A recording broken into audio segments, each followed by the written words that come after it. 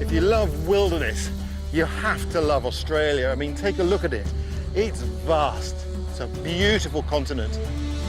I'm back in Australia, going wilder than ever before and venturing deep into untamed territory. Across the remote outback. Oh, what was that? Oh, a big one. Off the beaten track. Into the big blue ocean. And high over the mountains. Well, it should be a great place to look for eagles. With my team, I'm going to discover the incredible life that thrives here. In all its beauty, variety, I just saw one. and drama. As I travel from the heat of the day Keep moving now, guys. Keep moving back. to the cool of the night, This is one of the most incredible sights in nature. across the epic landscapes of the Australian wilderness.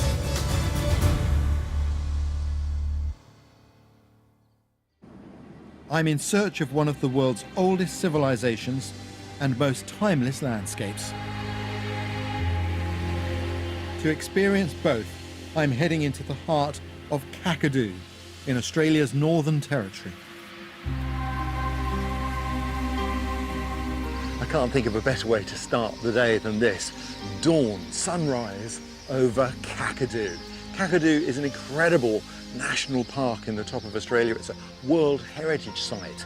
If you think of a map of Australia, it's at 12 o'clock, right up in the Northern Territory.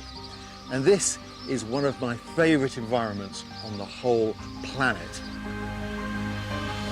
It's huge and largely uninhabited, a 20,000 square kilometre mosaic of seasonal floodplains, rivers and creeks. My route into Kakadu will take me up one of these waterways before I head off-road to overnight and forage for food with an Aboriginal family who are traditional owners of this land.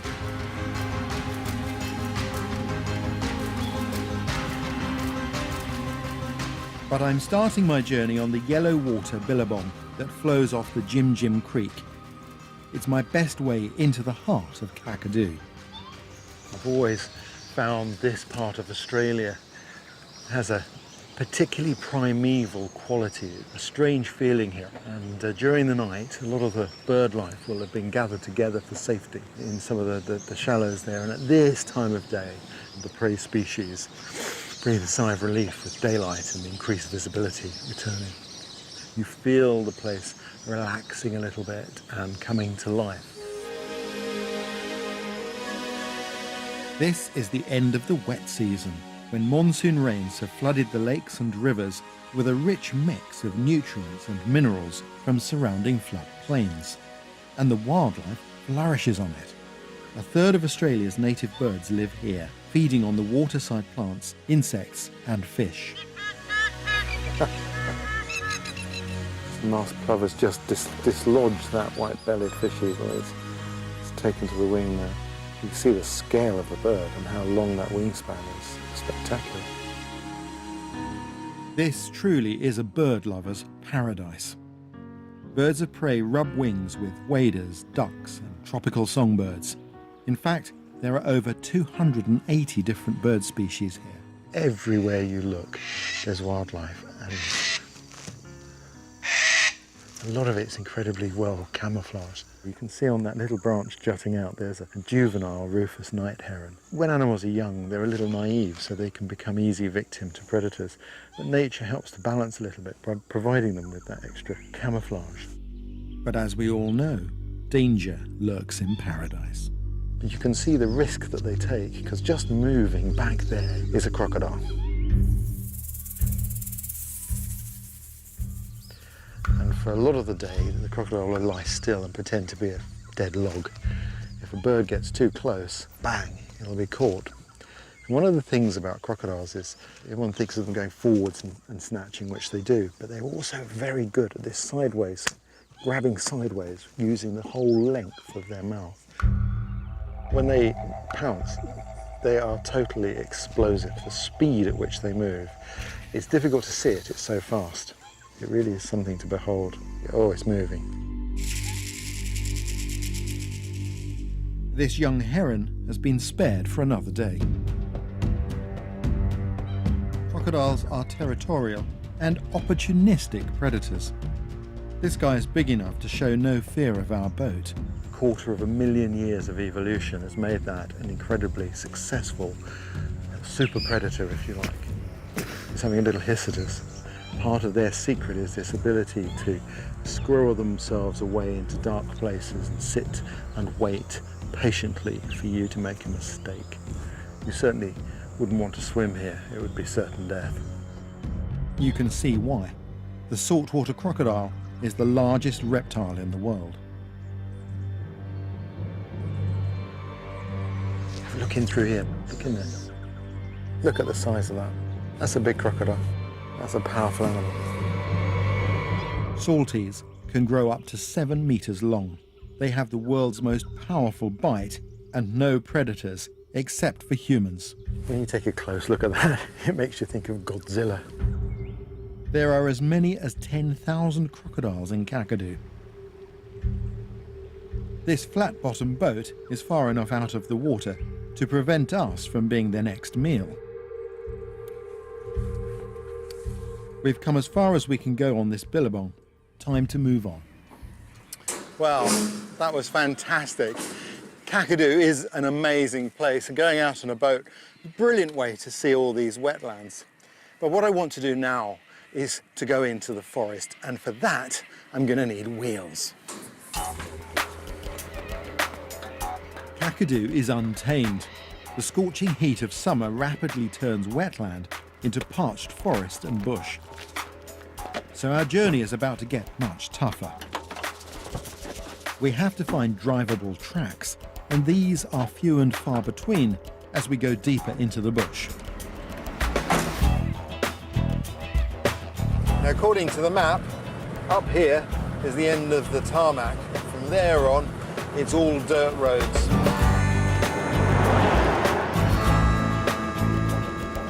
This is a wonderful environment to drive through.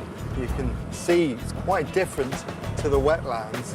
Australia is full of dirt roads like this, but if you find yourself driving on an unsealed road for the first time, make sure you drop your speed and go into the bends slowly.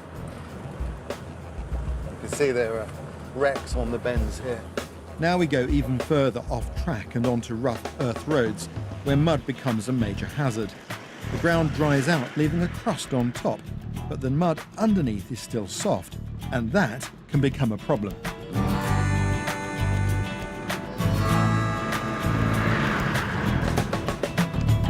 As our crew car discovers when they plough into the mud. And out here, there's no roadside assistance to come and get you out of trouble.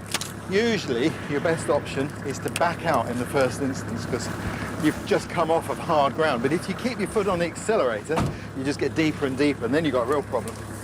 I'm going to use dry branches to provide traction. Try and give the tyre something to get some grip on. 2, 3.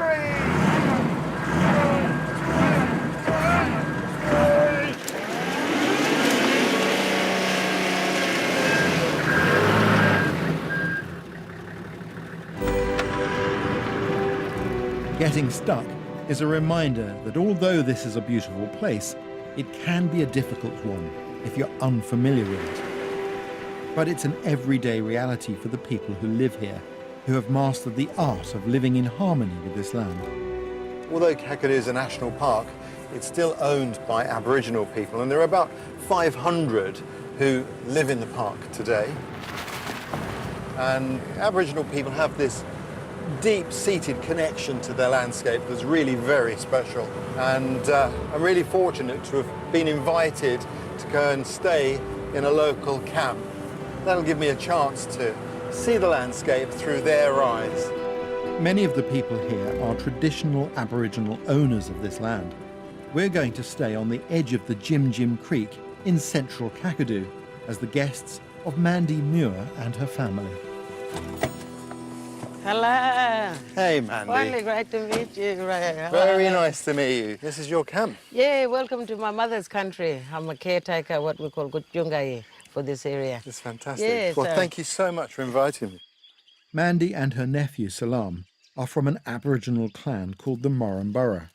They welcome us with a smoking ceremony unique to their clan. Salam, what are we doing here? Making a fire, smoke protection. He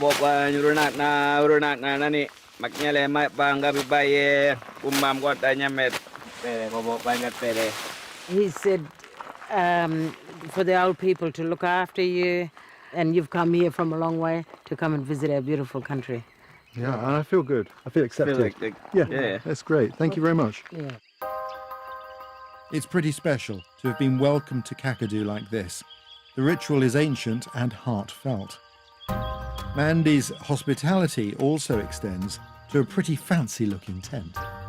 This is going to be my home for the night, and I'm excited because it's always best to camp out, because here you are, you're totally engaged with the environment, and it's at these times, dusk and dawn, that you have the best chance of seeing wildlife. So that's brilliant. Looks like a good tent too.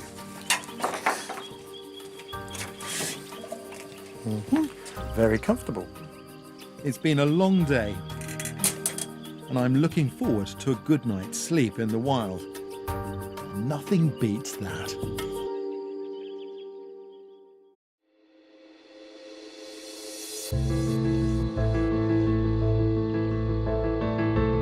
It's 6 a.m. in Kakadu National Park in the Northern Territory of Australia. My team and I are making an early start at this inspirational camp in the heart of the floodplains. Well, it was a really noisy night. There were a lot of amphibians calling and insects. And then I came and sat out here before the sun was even up, and I could hear this whoomph, whoomph, whoomph. A squadron after squadron of fruit bats went over here in that direction. It was magic. They're being chased by the first rosy glow on the horizon. And it's exactly those experiences that you don't get unless you're camping out. So much going on at the moment. You have to keep your eyes everywhere, because the bird life is really coming alive now as the sun comes up. And I really do mean keep a lookout. Cheeky devil. I wasn't expecting trouble from above. But now Mandy and Salam are going to show me how they manage the resources here at this time of year. Their camp is surrounded by scrubby bush, and in the tropics this undergrowth gets thick very quickly. It's hard to walk through. That makes it difficult to hunt and to forage for wild food. So they manage the bush by burning it. Mandy, what are the benefits of burning the country? Well, when it burns, it helps to clear the area so that people can travel through it. Also, replenishment of the plants and animals. So once you burn the country, you get useful plants, and then fresh growth comes that draws in game, which is good for hunting? Yeah, absolutely. So we're going to pull up over here and get ready to make a fire. Using an ancient method, Salam is going to create a flame. The friction of one stick spinning fast against the other generates a small ember of hot wood dust, which is used to light the dry grasses. Looking good. Well, let's do this. We'll light the fire. By using brush sticks as firelighters, I'll take a lighter for you. it's not long before we have fire ripping its way through the dry undergrowth.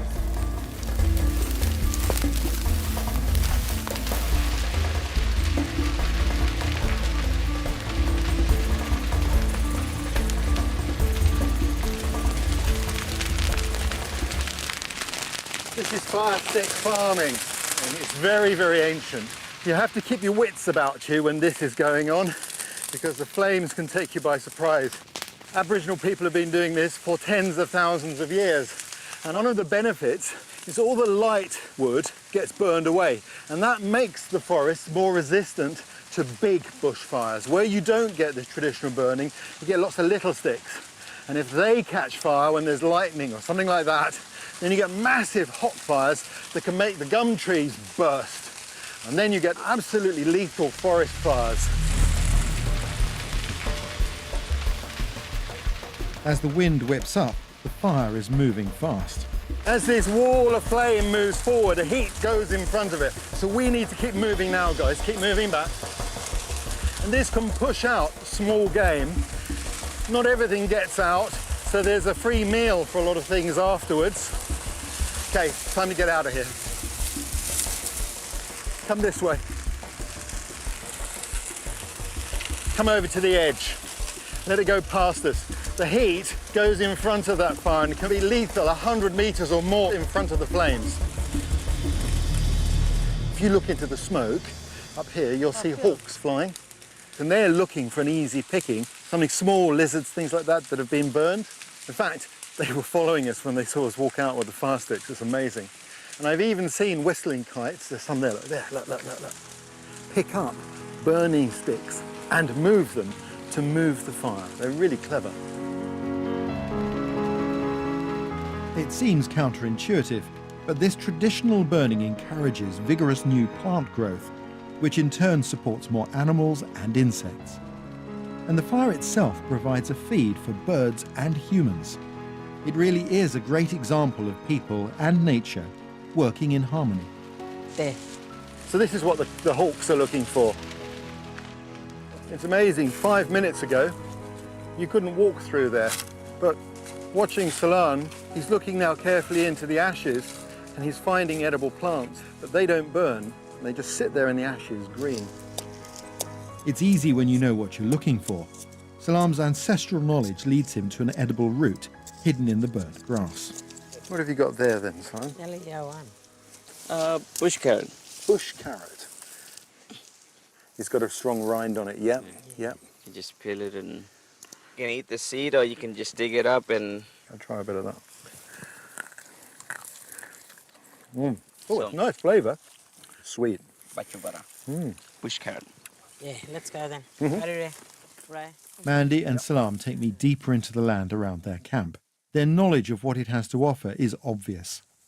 Salam spots a melaleuca, a paperbark tree, with an oversized bulge in its trunk. So this one here, it's got water in it, and then as soon as when we crack it here, the water comes out. This is a real life-saving skill.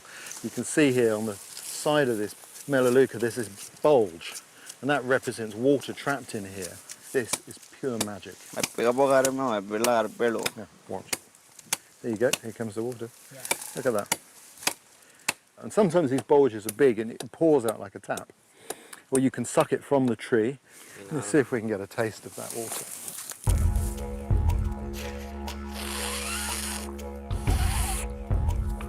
It's actually quite sweet. That's good. Good. It's amazing. It's really important to be able to find water out here. There's the old aboriginal tap. It's fantastic. We move from the bush to the edge of a billabong, where the waters flood and recede through the year. We're looking for a water lily, a plant full of nutrients and vitamins. Mandy and her family eat a huge variety of the seasonal plant life here. So I guess as the water level drops, you find yourself in competition with the birds for the water lilies. Yeah, first and best dress, really. So here, look, we've got a couple. So this has got the edible seeds in it, yeah? Yeah, and some are pink and some are purple.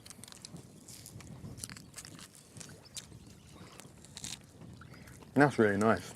They're crunchy, a bit like some of these seeds that the hipsters put in their salads these days. Yeah, that's really delicious. Yeah. Nice. We continue to forage along the edge of the billabong until we reach a small tributary of the Jim Jim Creek. And as always, next to water, we have to stay alert for the crocodiles that are ever present. Have you ever had any close shaves with big saltwater crocodiles? Yeah, plenty. yeah, we have to keep our eyes open, so when I say run, run. And there are signs of crocodiles all around us. Come and have a look at this. That's the tail there. Oh, a saltwater crocodile has gone down in there. Footprint here, just there. Yeah, it's whiter than my hand. That. So we move into the water on full alert. Okay, so stay close, Ray. Yep. We're foraging around the edge here. I absolutely love coming out with Aboriginal people like this. When they want to move fast, they can walk through this country and you can't keep up. They're strong walkers. But when they're looking for food, they go very slowly and they look very, very sharply. They notice all sorts of things. What we're looking for are these. These are freshwater mussels. They grow much more bigger in the muddy areas. Yeah. And of course a great source of iron for our people. Yeah. Should we take this stuff back to camp? Yeah, let's take it back to the camp and we'll go and cook them up. Sadly, I'm nearing the end of my stay with Mandy and her family. I never tire of spending time with Aboriginal people, and it's been great to see the tight connection that they have to this landscape. But it has only stayed like this through the generations by respecting nature and only taking what you need. Like these few mussels we've gathered, cooking them couldn't be easier.